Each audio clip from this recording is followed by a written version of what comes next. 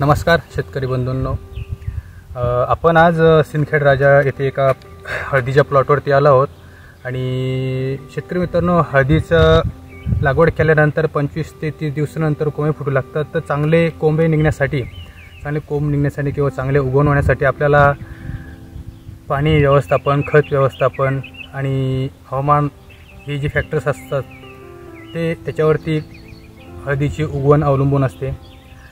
25 ते 30 दिवस आपल्याला हळद उगवण्यासाठी लागतात। तर चांगली उगवण होण्यासाठी आपल्या कंपनीचे रूटमोर डायमंड हे प्रोडक्ट आहे, जे की पोलंडहून इम्पोर्टेड केलेलं आपण प्रोडक्ट आहे। याच्यामध्ये असलेले जे ह्युमिक ॲसिड आहे आणि काही फोलिक ॲसिड, ह्या घटकामुळे आपल्या कोंबाची वाढ चांगली होते, मुळाची चांगली वाढ होते आणि कोंबे चांगले निघू लागतात, म्हणजे उगवण चांगले होते। आणि कसं असतं की 10 दिवसानंतर आपलं 10 ते 15 दिवसानंतर आपल्या एका पानावरती आपल्याला उगवण झाली पाहिजे आणि त्याच्यात 15 ते 20 दिवसानंतर कोंबे दिसू लागतात सहसा हळद पिकामध्ये।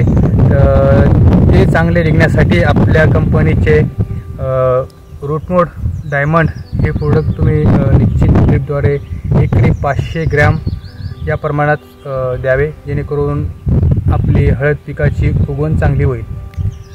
धन्यवाद।